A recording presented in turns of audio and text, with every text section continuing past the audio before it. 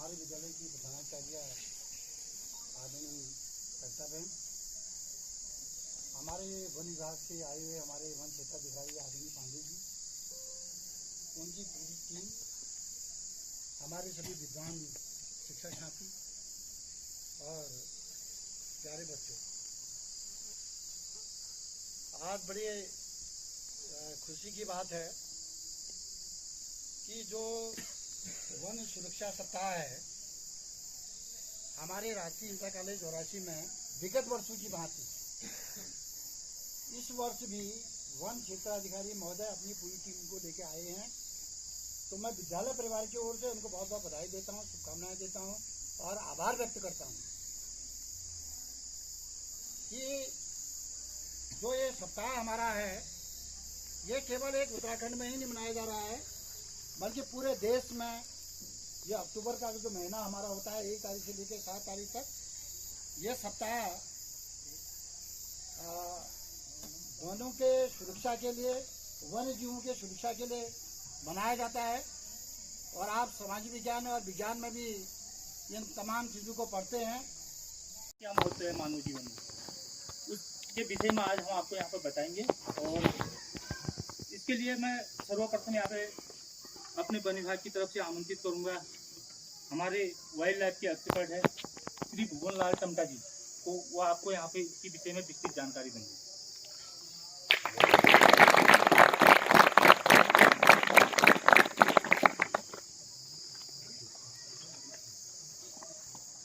धन्यवाद विवेक जी। मुझे आज बड़ा हर्ष हो रहा है कि आप बच्चों को देख करके और हमारे गुरुजनों को देख करके और समस्त स्टाफ तो मुझे मौका दिया।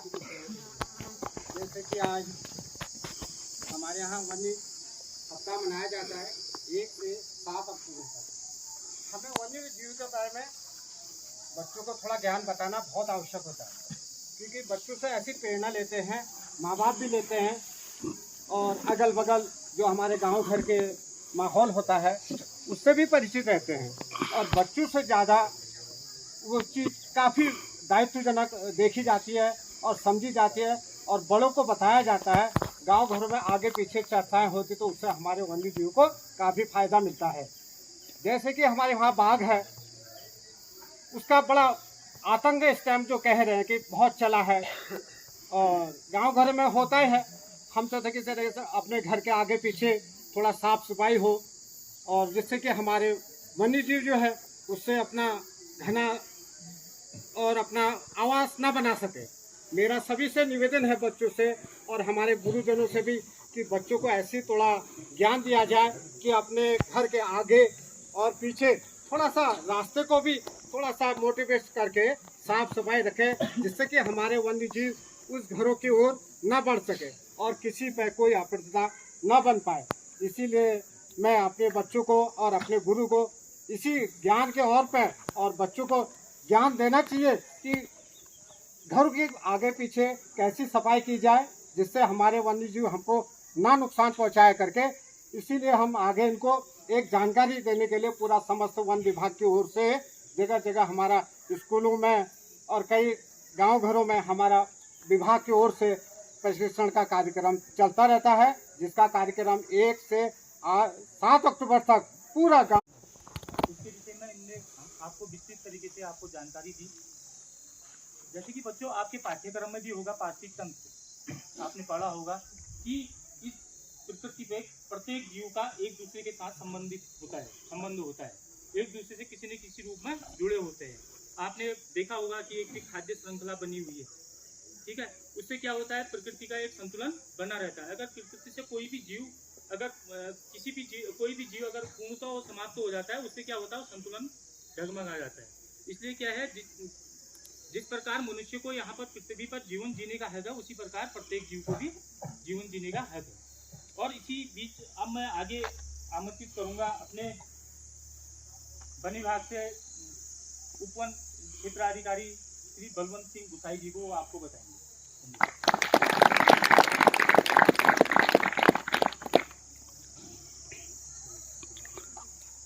आदरणीय श्री बलवंत सिंह गोसाई जी संबोधित कर रहे हैं। वन क्षेत्राधिकारी महोदय, प्रधानाचार्य महोदय, अध्यापकगण, मेरे फील्ड के अनुभाग अधिकारी, वनवीक अधिकारी, प्यारे बच्चों, मैं यहाँ पे अभी 1 महीना हुआ है। आपने सुना होगा नंदा देवी नेशनल पार्क और फूलों की घाटी राष्ट्रीय पार्क, मैं वहाँ से 23 साल की नौकरी करके यहाँ पे आया हूँ। और मेरा मतलब वाइल्ड लाइफ में अनुभव भी काफ़ी है, क्योंकि वाइल्ड लाइफ डिवीज़न से मैं यहाँ पे आया हूँ। यहाँ पे तो लेपर्ड की समस्या है। हमारे यहाँ जोशीमठ में जो है भालू, बंदर, सुअर, इसकी प्रॉब्लम थी। आप लोगों ने जब कभी स्कूल के लिए आते हो तो आप लोगों ने झुंड पे आना है। ऐसे नहीं कि कोई बच्चा अकेला आ रहा है, कोई आगे पीछे चल रहा है। जब भी चलोगे आप झुंड में चलो, और झुंड में चलोगे तो आप पे लेपर्ड हो या भालू हो, कोई भी अटैक नहीं करेगा। रास्ते को बिल्कुल साफ रखना है, क्लीन। हमने देखा रास्ते में जाते हैं तो झाड़ियाँ काफ़ी हैं, क्योंकि उसमें ही भालू हो चाहे लेपर्ड हो, वो तो बैठा रहता है, छुपा रहता है। तो रास्ते की सफाई करनी है, घर के आसपास साफ़ सफाई रखनी है। प्रकाश की व्यवस्था होनी चाहिए, लाइट की। कई जगह देखा है कि लाइट नहीं है, लाइटें होनी चाहिए घर के आसपास, ताकि आप देख सको। तो दूसरा, परफ्यूम। अन्य गुरुजन, सभी छात्र छात्राएँ, आप सब लोगों का मैं अपने दिल से और वन विभाग अपने जो रांची रेंज की ओर से बहुत बहुत आभार व्यक्त करता हूँ कि अपने जो आपके प्रिंसिपल महोदय हैं, उन्होंने हमें अपने पठन पाठन की मध्य जो हमारा वन्य जीव सुरक्षा सप्ताह है, उसके विषय में आप लोगों से बात करने का मौका दिया। इसलिए मैं उनका अपने पूरे वन परिवार की ओर से बहुत बहुत आभार व्यक्त करता हूँ और धन्यवाद देता हूँ। जैसा कि मेरे से पूर्व वक्ताओं ने सारी लगभग जो जनरल चीज़ें यहाँ पर हैं बता रखी हैं, और आप लोग सब हम लोग उससे रूबरू हो रहे हैं। हमारा जो 1 अक्टूबर से 7 अक्टूबर तक प्रतिवर्ष मनाए जाने वाला वन्य जीव सुरक्षा सप्ताह, तो इसको मनाते हुए आज हम इसके 74वें वर्ष में इसको मना रहे हैं। मतलब ये 74वां वर्ष है जो हम इसको मना रहे हैं।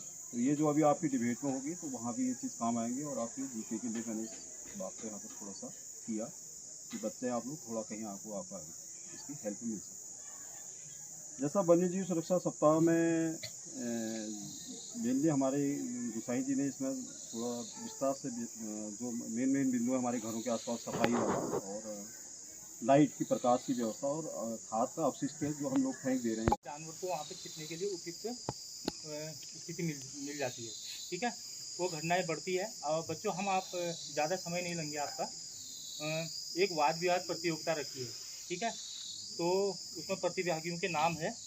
जो सबसे पहले जो नाम हमारे पास आया है वो है पिता रावत, कक्षा 9। हमारी समस्त शिक्षकगण एवं हमारी वन्य विभाग की आई हुई थी। मैं आपका पहले देर से धन्यवाद करना चाहती हूँ, क्योंकि आपने मुझे अपने 2 शब्द देने का।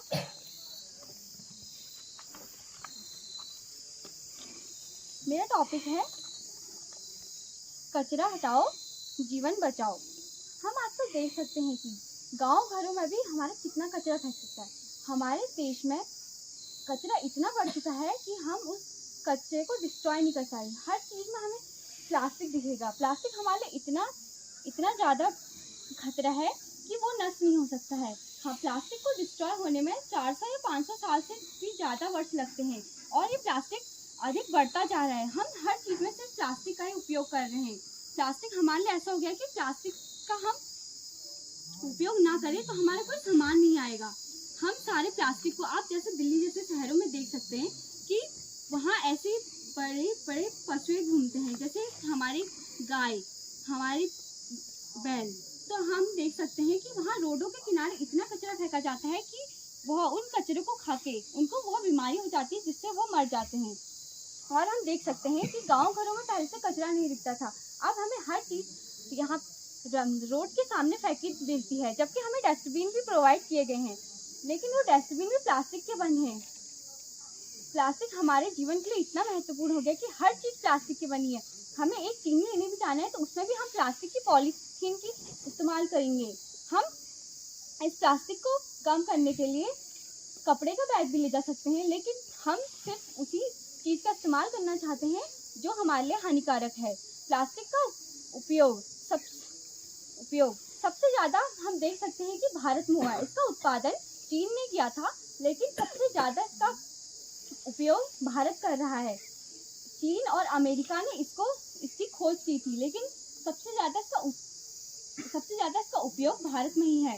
भारत में आप देख सकते हैं कि सारे शहर जैसे दिल्ली सबसे ज़्यादा प्रदूषण के लिए माना जाता है, सबसे ज़्यादा गंदा शहर माना जाता है। क्यों? वहाँ की प्लास्टिक की वो देखिए कचरा, वहाँ कचरा रोड पे फेंका रहता है, सारी चीज़ें प्लास्टिक की रोड पे फेंकी रहती है, जबकि वहाँ प्लास्टिक वाली गाड़ी आती है। वहाँ प्लास्टिक का ही एक पहाड़ बन चुका है जो कि हमारे पहाड़ों से भी ऊंचा बन चुका है। वो प्लास्टिक जाएगा कहाँ? इतना प्लास्टिक अगर हम अपने देश में फैलाएंगे तो प्लास्टिक डिस्ट्रॉय नहीं क्या कहते हैं, वन्य जीवों की सुरक्षा के लिए ये सप्ताह हाँ ये सप्ताह शुरू किया है, जो कि 1 अक्टूबर से 7 अक्टूबर तक है। तो हमें वन्य जीवों की सुरक्षा किस प्रकार करनी है, तो इसके बारे में सर ने तो हमको पहले से ही सब कुछ बता दिया है। तो अब मैं क्या कहते हैं, जो मेरा टॉपिक है वो है प्लास्टिक हटाओ जीवन बचाओ, जिसके बारे में महक बिस्मिल ने सब कुछ बता ही दिया है, तो मैं अब क्या ही बोलूँ। जो हमारा प्लास्टिक है, ठीक है, तो सबसे ज़्यादा हमारे देश में या फिर कहीं भी देखो प्लास्टिक का ही उपयोग होता है। प्लास्टिक हर वस्तु में हमारी, जैसे कि हम कॉपियों पे कवर लगाते हैं उसको भी प्लास्टिक से लगाते हैं, हमारी जो पेन है वो भी इसी प्रकार से बने हुए हैं, हम खाद्य सामग्री लेते हैं कुछ भी हो, ठीक है, तो वो प्लास्टिक में ही पैक होती है, उसी से बनी होती है। तो ऐसा है कि जो प्लास्टिक है वो हमारे जीवन का एक अभिन्न हिस्सा बन चुका है। प्लास्टिक तो हमारी रोज़मर्रा के काम में आने लगा, लेकिन इसे हमें कम करना है, क्योंकि इससे हमारे पर्यावरण को बहुत ज़्यादा खतरा हो रहा है। इससे हमारे जीव जंतुओं का नुकसान हो रहा है, हमें भी नुकसान होता ही है। जैसे कि हम प्लास्टिक है, ठीक है, हम बाज़ार जाते हैं, पॉलीथीन कोई भी सामान लेते हैं तो पॉलीथीन लेके जाते हैं और उसमें ही लाते हैं, लेकिन उसको हम एक बार यूज़ करते हैं फिर फेंक देते हैं। वो एक बार ही उपयोग वाला हो गया, जिससे कि हमें वो पर्यावरण को नुकसान ही करेगा, क्योंकि हम उसको फेंक देते हैं। और पहाड़ों में क्या करते हैं कि प्लास्टिक को लेते हैं, कोई भी पन्नी वन्नी होती है तो उसको ऐसे ही गधे के साइड में फेंक देते हैं। तो वही अब उसको जो जानवर होता है वो खाते हैं, कुछ अगर उसमें खाद्य सामग्री लाए होते हैं तो हमारे नुकसान करते हैं। और प्लास्टिक को जलाया भी जाता है, तो प्लास्टिक को जलाते हैं तो उससे प्रदूषण भी होता है, उससे हानिकारक पदार्थ भी निकलते हैं, तो हमारे पर्यावरण को ही नुकसान हो रहा है, उससे हमें भी नुकसान हो रहा है, क्योंकि हमारा भी अब जीवन संतुलन इस पर्यावरण में ही है। तो आधे तो ऐसे करते हैं, फिर कुछ प्लास्टिक ऐसे फेंक देता है। और प्लास्टिक को आपको पता है कि वो क्या कहते हैं, वो डिस्ट्रॉय नहीं होता है, उसको 1000 ईयर तो लग ही जाता है डिस्ट्रॉय होने में, जिससे कि वो ख़त्म ही नहीं होता है। तो हम ऐसे फेंक देते हैं और हमारे जो खेत होते हैं उनमें ऐसी वो होते ही नहीं है, फिर हम खेती में वो प्रॉब्लम करते हैं, उसकी उर्वरक क्षमता को वो कम कर देते हैं।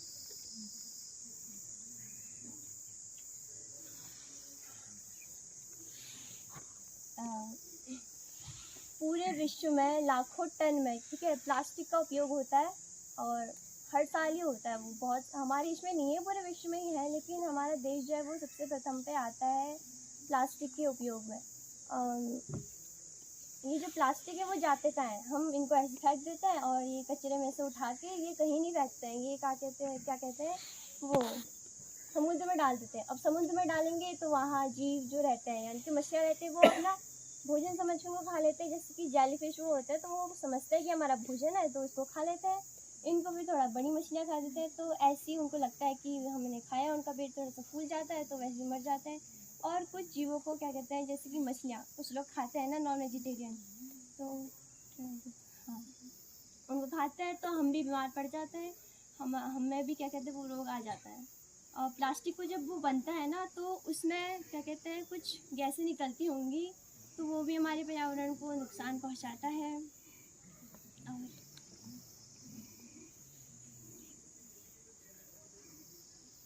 तो अपनी वाणी को यहीं पे विराम देते हुए मैं बस इतना ही कहना चाहती हूँ कि प्लास्टिक का जो उपयोग है वो कम करें, क्योंकि आपको प्लास्टिक के बारे में मैंने पहले ही बता दिया, तो मैं क्या ही बोलूँ। धन्यवाद। आपके सम्मुख रखना चाहती हूँ, इसमें जो भी गलतियाँ होगी मुझे माफ़ कर दीजिएगा।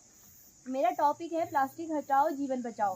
प्लास्टिक हटाओ जीवन बचाओ का अर्थ है कि प्लास्टिक का उपयोग बंद करना या कम करना, पर्यावरण और मानव स्वास्थ्य को बेहतर बनाना है, जिससे जीवन रक्षा होती है। प्लास्टिक प्रदूषण हमारे महासागरों, वन्य जीवों और स्वास्थ्य पर नकारात्मक प्रभाव डालता है और पर्यावरण को प्लास्टिक मुक्त करके हम एक स्वस्थ ग्रह और भविष्य सुनिश्चित कर सकते हैं।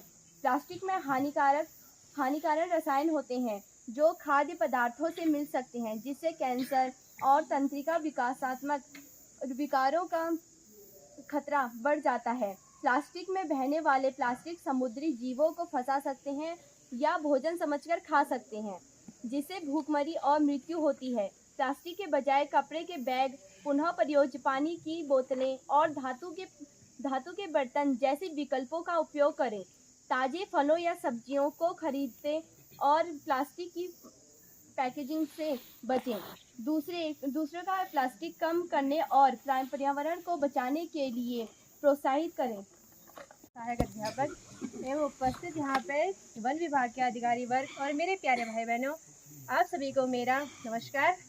आज हम यहाँ पर वन्य जीव सुरक्षा सप्ताह मनाने के लिए उपस्थित हैं, जो 1 अक्टूबर से 7 अक्टूबर तक मनाया जाता है, के बीच मनाया जाता है।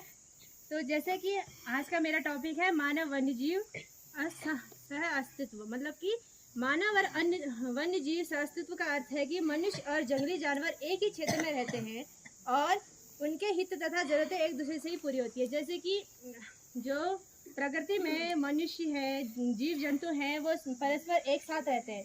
इस पर्यावरण में जितना हक मनुष्य का होता है उतना ही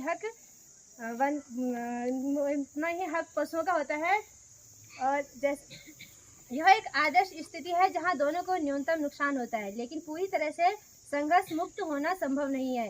जैसे जैसे मनुष्य की आबादी बढ़ रही है और वे वन्य जीवों की आवास में प्रवेश कर रहे हैं, जैसे मतलब मनुष्य अपने लिए जंगलों में अपना निवास बनाने के लिए पेड़ों की कटाई करते हैं, वहाँ की भूमि पर अधिकार करते हैं, जिससे जंगली जानवरों का है वो निवास उनसे छिन जाता है और वो गांव की तरफ आते हैं, क्योंकि अगर हम उनके निवास में चले जाएंगे तो वो हमारे निवास में आना स्टार्ट कर लेते हैं।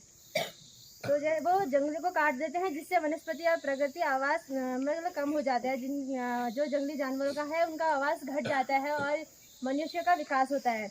जब जंगल कम होते हैं तो भोजन और पानी जैसे संसाधनों के लिए मनुष्य और वन्य जीव के बीच प्रतिरोधी क्षमता प्रतिरोध बढ़ जाता है, उनका वो हो जाता है, मतलब वो आपस में अगर हम जो मनुष्य अगर जीव जंतु की जगह को छीन ले, उनसे उनका निवाला छीन ले, मतलब उनका आहार छीन ले, तो हमारी तरफ आकर्षित होते हैं। हमारे जीव जंतु को नुकसान पहुंचाएंगे, हमें नुकसान पहुंचाएंगे और हमारे खेतों को नुकसान पहुंचाते हैं। जैसे कि इसमें जलवायु में परिवर्तन होता है, जिससे वन्य जीव के आवास प्रभावित होते हैं, जिससे वे भोजन की तलाश में मानव वनस्पतियों के आते हैं और हमारी फसलों को नष्ट कर देते हैं। आपने देखा होगा कि जब हम फसल उगाते हैं, किसान लोग फसल उगाते हैं और जंगली सुअर आके, बंदर आके उन्हें नष्ट कर देते हैं, हमारी फसल नष्ट कर देते हैं, जिससे नुकसान तो हमें होगा। अगर हम उनकी स्थान पर जाएंगे तो वो भी हमारी तरफ आएंगे। अगर उनका स्थान उनसे छीन लिया जाएगा तो वो हमारे स्थान की ओर आकर्षित होते हैं। तो खेतों के लिए जंगलों को साफ करने से वनस्पति का रास्ता, जो वन्य जीवों का रास्ता होता है, वो बाधित हो जाता है। अगर हम अपने लिए खेत बनाएंगे तो जो जंगल होगा उनकी कटाई करनी पड़ती है अपने खेत बनाने के लिए। वहाँ पर जो घास फूस होगा उनको काटना पड़ेगा, उनको खेती करने के लिए वहाँ पे जो पेड़ होंगे उनको काटना पड़ता है, जिस वजह से जो जंगली जानवर होगा उनका रास्ता बाधित हो जाता है और हमारी फसलों के आने स्टार्ट हो जाते हैं। तो वनस्पति द्वारा फसलों को नष्ट करना, मवेशियों का शिकार करना तथा मनुष्यों पर हमला करना संघर्ष का कारण बनता है। तो जैसे अगर वो हमारी ओर आएंगे तो वो हमारी जो फसलें होंगे उनको नष्ट करेंगे, हमारे जो जीव जंतु होंगे उनको मारेंगे, उनका शिकार करेंगे और हो सके तो वो हम पे हमला करते हैं, मनुष्यों पर हमला करते हैं। कुछ वनस्पतियों के प्रति मनुष्य का डर और नकारात्मक रवैया ही सह अस्तित्व की प्रभावित करता है। यह सभी एक गंभीर समस्या है जिससे हमें निकलना होगा और इस समस्या का निवारण करना होगा। समस्या के समाधान के लिए स्थानीय लोगों के ज्ञान और अनुभव का उपयोग करना महत्वपूर्ण है। हमें लोगों को जागरूक करना होगा कि किस तरह हम अपने आप को भी सुरक्षित कर सके और वन्य जीवों को भी सुरक्षित कर सके। संरक्षित वन बनाना और वन्य जीव गलियारों को बनाए रखना ताकि वन्य जीवों को सुरक्षित स्थान मिल सके। फसलों की सुरक्षा के लिए बाड़ लगाना तथा अन्य उपाय करना, जैसे कि लोग करते हैं अपने घरों में जो वहाँ खेती बाड़ी करते हैं तो वहाँ बाढ़ कर देते हैं, लेकिन बाढ़ करते हैं, झाड़ियों से बाढ़ करो, कटाई पेड़ों मतलब ऐसी टहनियों से बाढ़ करो तो चलता है, लेकिन अब कोई लोग होते हैं जो करंट लगा के बाढ़ करते हैं, मतलब बिजली का प्रयोग करते हैं बाढ़ करने के लिए। तो उससे क्या होता है, जो जानवर आते हैं खेतों में, वो अगर उससे उनका वो छूते हैं उन्हें तो वो मर जाते हैं, जिससे वो उनकी संख्या भी इससे भी कम हो सकती है। करने के लिए भारत में रहने वाले कई जो प्राचीन लोग हैं वो उन्हें वनस्पतियों के वन्य जीवों के साथ रहते हैं और कई समुदाय में वन्य जीवों के प्रति सहिष्णुता की भावना रखते हैं, लेकिन जनसंख्या वृद्धि और शहरीकरण के कारण यह संतुलन बिगड़ गया है। अब लोग हैं जो गाँव से शहर की ओर जाते हैं, शहर की ओर जा रहे हैं, जिस कारण उनके घरों के आसपास बहुत सारी झाड़ियाँ हो जाती है और वहाँ पर जंगली जानवरों को छिपने के लिए एक उनका निवास बन जाता है, वो वहाँ छिपते हैं, जिस कारण वो अगर वो वहाँ छिपेंगे तो अगर कोई इंसान जा रहा हो, जीव जंतु जा रहा हो और उसे अकेला पाएगा तो उस पर अटैक करता है और उन्हें मार देता है। भारत सरकार और कई संगठन इस दिशा में काम कर रहे हैं ताकि मानव और वनस्पति दोनों सुरक्षित रह सके। मतलब जो हमारी वन विभाग की टीम होती है वो देखते हैं, मतलब उनको संघर्षित करती है, मतलब हमें जागरूक करती है कि हमें अपने आसपास की कटाई करनी चाहिए और साफ सफाई करनी चाहिए। तो इसके लास्ट वक्त मैं आप 1-2 लाइन बोलना चाहूँगी। पशु है समाज का एक हिस्सा, अगर मारोगे इनको तो बनकर रह जाएंगे सिर्फ हिस्सा। धन्यवाद। बहुत बढ़िया। हिमांशु शर्मा, कक्षा 10।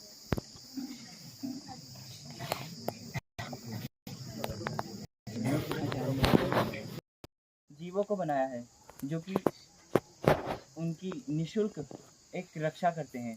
जो वन्य जीव होते हैं वो परिस्थिति तंत्र में महत्वपूर्ण भूमिका है वो निभाते हैं, कि वो जो एक आहार श्रृंखला का भी हमारे सर ने यहाँ पर जिक्र किया था कि आहार श्रृंखला है। अगर हम आहार श्रृंखला में से अगर किसी भी एक जो पहलू होता है उस चीज़ को निकाल दें तो वो आहार श्रृंखला कभी भी पूर्ण नहीं हो सकती है। जैसे हम अभी अपने विज्ञान में पढ़ते हैं कि बकरी अगर घास खाती है तो बकरी को खाने वाला भी कोई है, और बकरी को अगर खाने वाला भी है कोई तो उसका भी एक टाइम पर विनाश होने वाला है, कि वो भी ज़्यादा टाइम तक रुकने वाला नहीं है। तो यह है कि पारिस्थितिक तंत्र में अपनी एक महत्वपूर्ण भूमिका निभाते हैं। और वन्य जीव जो होते हैं जैव विविधता को बनाए रखते हैं, कि बहुत से वन्य जीव हैं जो आज भी दिन प्रतिदिन एक रेड डाटा बुक होती है जिसमें एक डाटा स्टोर किया जाता है कि जो स्पीसीज लास्ट बची है उनका डाटा स्टोर किया जाता है इस बुक में। तो जहाँ उनका नाम इन जंगलों में आना था कि इन जंगलों में ये जीव पाए जाते हैं, उन जीवों का नाम रेड डाटा बुक में आ जाता है। तो ये भी एक बहुत दुखद घटना है। और वन्य जीव जो हैं वो मानव जीवन को प्रत्यक्ष और अप्रत्यक्ष रूप से प्रभावित करते हैं। कहीं वो सही रूप में प्रभावित करते हैं तो कहीं उनका जो करने का तरीका है वो थोड़ी अनौपचारिक रहता है। इसके बारे में भी हम आगे बात करेंगे, क्योंकि एक टॉपिक सिर्फ हमारा इतना नहीं है कि वन्यजीव की सुरक्षा। वन्यजीव की सुरक्षा का मतलब इतना नहीं है कि हमारे सिर्फ इसमें वन्यजीव ही आएंगे, क्योंकि ये कहीं ना कहीं इनकी कनेक्टिविटी रहती है कि वन्यजीव मनुष्यों पर भी आश्रित हैं, मनुष्य पेड़ के पौधों पर आश्रित हैं। तो इन पर भी हम अभी बात करेंगे। वन्यजीवों की सुरक्षा जो है ये एक महत्वपूर्ण टॉपिक है जो कि एक वैश्विक मुद्दा बन चुका है आज के टाइम पे। वैश्विक का मतलब है कि पूरे विश्व भर में ये अभियान चलाए जा रहे हैं कि जीवों को बचाओ। लेकिन कहा तो जाता है, लेकिन इस मामले में सबसे बड़ा जो है कि बहुत जो दुख की बात है कि हमारा जो इंडिया है, हमारा भारत, जो कहने को तो कहता है कि गाय हमारी माता है, लेकिन दुख की बात यह है कि सबसे बड़ा बीफ एक्सपोर्टर इंडिया है पूरी दुनिया में, कि जो गाय के मांस को निर्यात करता है हमारे देश से बाहर। वन्यजीवों की सुरक्षा एक वैश्विक मुद्दा बन चुका है, जो कि मैं बात कर चुका हूँ आपके सामने। और ये वन्यजीव जो है वे विलुप्त होने के कगार पर हैं। और इसमें मिलते थे, अलग अलग प्रकार की चिड़िया मिलती थी, अलग अलग प्रकार के पशु पक्षियाँ मिलते थे। और अब हम जाते हैं तो अब हमें वहाँ पे कोई नहीं मिलते जानवर, क्योंकि वो लुप्त हो चुके हैं। मानव ने अपने लाभ के कारण पेड़ काट दिए, सड़क का निर्माण कर दिया। सड़क के निर्माण के कारण पशु पक्षियों के घर छीन गए हैं, मर गए आदि, और जंगलों में आग लगा दी, जिसके कारण चींटी से बड़े बड़े जानवर को लेकर वो मर चुके हैं और जानवर हमारे आसपास घरों के पहुंच चुके हैं। इसी के साथ में धन्यवाद कहना चाहता हूँ। होना से मानव को पशुओं के प्रति प्रेम भाव उत्पन्न करना चाहिए। फिर वन्य जीव अधिनियम 1972 में पारित हुआ। इसके अंतर्गत सरकार अवैध शिकार, व्यापार, पशुओं का व्यापार करना, तस्करी आदि को रोकना है। इसके अंतर्गत कई सारे अभयारण्य, राष्ट्रीय पार्क बनाए गए हैं, जिसमें जीवों को सुरक्षित रखा जाता है तथा उनसे नई पीढ़ियां उत्पन्न की जाती हैं। इसके अंतर्गत कई सारे मौलिक कर्तव्य और जागरूकता अभियान भी चलाए गए हैं। इसके अंतर्गत 51A संविधान अनुच्छेद बनाया गया है। इसके अंतर्गत कोई भी व्यक्ति अगर किसी जीव को हानि पहुंचाता है तो उसे कानूनी दंड मिलेगा। फिर है वन्य जीव अधिनियम सुरक्षा अधिनियम क्यों महत्वपूर्ण है। पहला है पारिस्थितिक संतुलन। यह प्रत्येक जीव एक दूसरे से खाद्य श्रृंखला द्वारा जुड़े होते हैं। चेयरमैन एवं उपस्थित सम्मानित सभी गुरुजन व माननीय वन अधिकारी महोदय व मेरे भाई बहनों, आज मैं यहाँ पर प्लास्टिक हटाओ जीवन बचाओ जैसे महत्वपूर्ण विषय पर अपने विचार रखने के लिए यहाँ खड़ी हूँ। प्लास्टिक जो कभी विकास का प्रतीक था, आज हमारे लिए सबसे बड़ा खतरा बन चुका है। हम सबको यह समझना होगा कि प्लास्टिक का अंधाधुंध इस्तेमाल करना हमारी धरती और हमारे लिए कितना हानिकारक है। प्लास्टिक जो हमारी सुविधा के लिए कभी एक वरदान साबित हुआ था, आज एक अभिशाप बन गया है। हमारे दैनिक जीवन में सुबह उठने से लेकर रात सोने तक प्लास्टिक का यूज़ किया जाता है, जैसे पानी की बोतल, खाने की पैकिंग, पॉलीथीन बैग और न जाने क्या क्या। क्या हम जानते हैं कि यह सुविधाजनक प्लास्टिक हमारे जीवन व पर्यावरण के कितना नुकसान पहुंचा सकता है। जहर है ये प्लास्टिक, न गल पाता न जलता है, मिट्टी की कोख में भी सदियों तक पलता है। धरती है हो या समंदर, हर जगह इसका डेरा है। प्लास्टिक हटाओ, ये दुनिया हमारी है, इसको बचाने का वक्त हमारा है। प्लास्टिक ना तो मिट्टी में घुलता है और ना ही नष्ट होता है। यह सैकड़ों वर्षों तक मिट्टी में बना रहता है और मिट्टी की उर्वरता नष्ट कर देता है तथा हमारे भूजल को भी प्रदूषित करता है। अगर हम इसे जलाएं तो यह जहरीले गैस के रूप में हमारे वायुमंडल को भी प्रदूषित करता है, जिससे हमारी पक्षियाँ उनमें भी अनेक बीमारियाँ होती हैं और हमें भी अनेक बीमारी जिसमें कैंसर जैसी बीमारियाँ दिखने को मिलती है। प्लास्टिक की वजह से धरती, नदियाँ और समुद्र प्रदूषित हो रहे हैं। समुद्र और नदियों में फेंका गया प्लास्टिक समुद्री जीवों के लिए हानिकारक है। हर वर्ष लाखों जीव इसके कारण अपनी जान गंवा देते हैं। जब मनुष्य प्लास्टिक को समुद्र में फेंकता है तो वह उसे भोजन समझकर निगलते हैं, जिससे इनकी मृत्यु हो जाती है और कहीं कहीं वो प्लास्टिक में फंस जाते हैं। प्लास्टिक के छोटे छोटे कण, जिन्हें माइक्रो प्लास्टिक कहा जाता है, ये खाद्य श्रृंखला में प्रवेश कर चुके हैं, जो अंततः हमारे शरीर में पहुंचकर स्वास्थ्य को नुकसान पहुंचा रहे हैं। इस समस्या का समाधान और किसी के पास नहीं, बल्कि हमें खुद और दूसरों को इसके प्रति जागरूक करना होगा।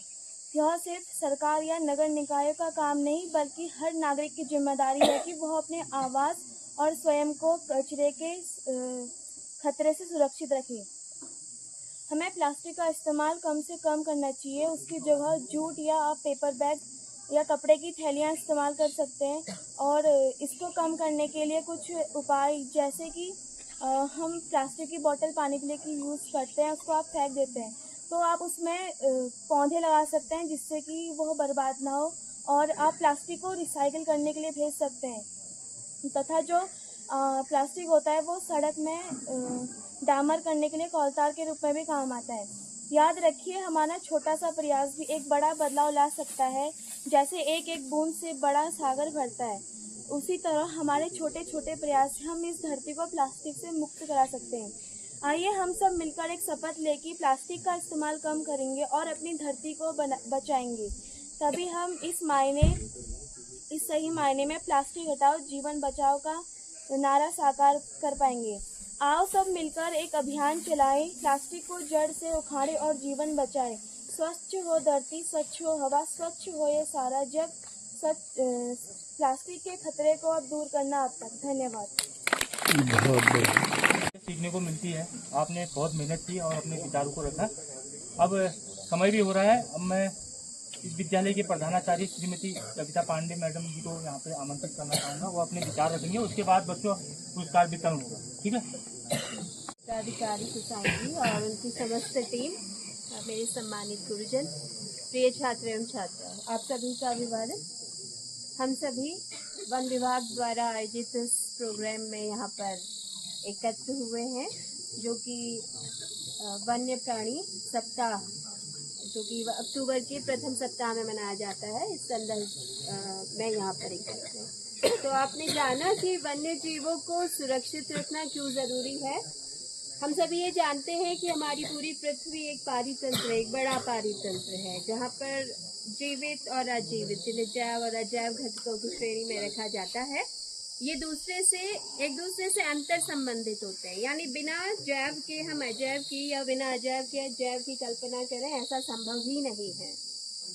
तो वन्य जीवों का विशेष महत्व हो जाता है हमारे जीवन में, और क्योंकि मनुष्य इतना ज़्यादा कहें कि सेल्फिश है, स्वार्थी है, कि अपने स्वार्थ के लिए वो वन्य जीवों के आवास में उसने पैठ बढ़ानी शुरू कर दी है।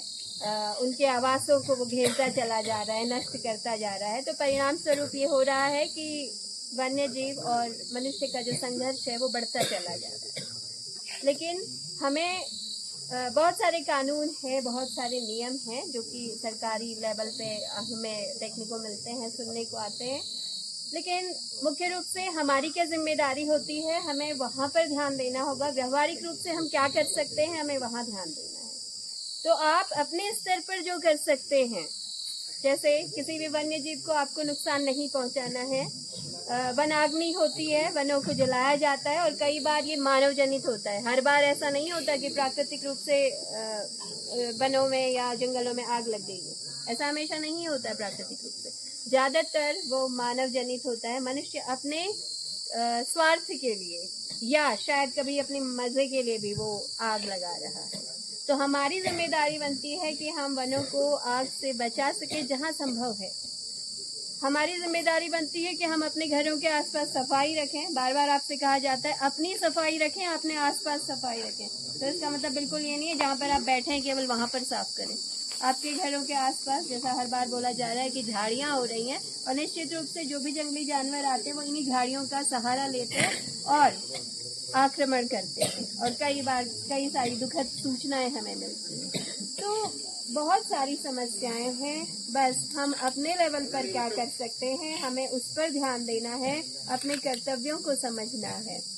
तो बहुत ज़्यादा समय मैं नहीं लूँगी, क्योंकि आप लोग काफ़ी देर से यहाँ पर बैठे हैं और आपको शायद फ्रेश भी होना होगा, तो बहुत समय नहीं लूँगी। दूसरा, प्रतियोगिता के बारे में बोलना चाहूँगी कि टीम के द्वारा, वन विभाग टीम के द्वारा जो भी प्रतियोगिता यहाँ पर रखी गई थी, उसमें बच्चों ने बहुत अच्छा बोला। लेकिन आपको ये ध्यान रखना पड़ेगा कि जब भी प्रतियोगिता होती है तो वहाँ पर समय का विशेष ध्यान दिया जाता है।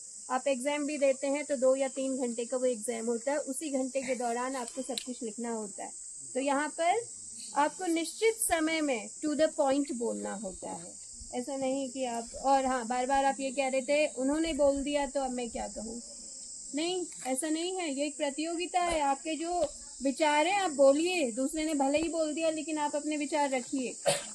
तो सभी प्रतिभागियों को मैं बहुत बहुत धन्यवाद भी देती हूँ, और शुभकामनाएं भी कि आप इस मंच पर आए और आपने अपनी बात रखी है। बाकी सारे बच्चों को भी बहुत बहुत धन्यवाद कि आपने बहुत समय हमें दिया और धूप में आप यहाँ पर बैठे रहे, शांति से बैठे रहे। समस्त वन विभाग टीम का बहुत बहुत शुक्रिया, क्योंकि आपने हमारे बच्चों को एक मंच प्रदान किया कि भाई वन्य जीव क्या है, वन्य जीव संरक्षण क्या है, क्यों सुरक्षा प्रदान की जाए, क्या प्लास्टिक कचरा है, और ये प्लास्टिक का क्या क्या हमारे जीवन में कहाँ हम उपयोग कर रहे हैं और किस तरह से ये हमें नुकसान पहुंचा रहा है। इसमें से कुछ तो जानकारी हमारे बच्चों को हो ही पाई होगी। तो आपका बहुत बहुत धन्यवाद, आपने हमें ये मंच प्रदान किया है। आपके सौजन्य से जो भी यहाँ पर क्रियाकलाप हुए हैं उसके लिए बहुत बहुत धन्यवाद। अंत में आप सभी का फिर से धन्यवाद इन्हीं शब्दों के साथ। जितने विद्यार्थियों ने, जिन बच्चों ने प्रतिभाग किया है उनके पारितोषिक थोड़ा सा पारितोषिक अपने तरफ से जो भी है किया है, तो उसके लिए मैं सबसे पहले बुलाना चाहूंगा हमारे बालम सर। और ये पारितोषिक महक बिष्ट को देंगे सर। फर्स्ट सेकंड थर्ड का नाम मैं लास्ट में लूंगा। पहले जितने भी बच्चों ने प्रतिभाग किया है उन सबको पारितोषिक दिया जाएगा। पारितोषिक लेने महक बिष्ट आएंगी। बहुत बहुत बधाई हो आपको, आपके मंच पर आई।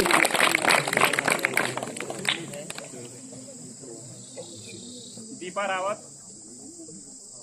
दीपा रावत।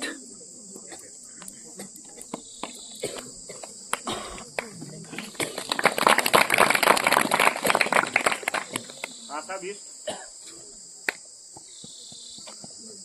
आशा बिष्ट। मंजू रावत।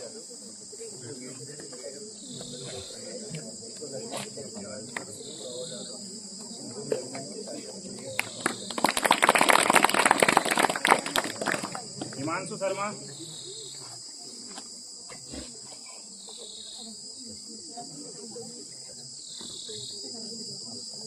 सुखम बिष्ट।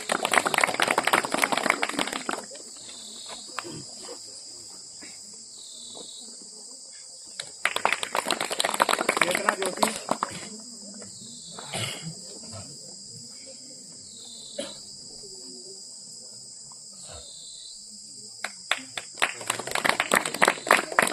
अभिषेक राणा।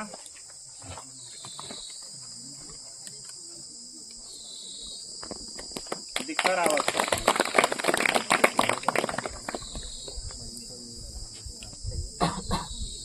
अब इसके बाद आप समझ ही गए होंगे कि फर्स्ट सेकंड थर्ड कौन बचे। इधर को देखिए दीक्षा, बधाई हो। प्रकाश पंचोली जी जो ग्वालबिना के वर्तमान प्रधान भी है और वो हमारे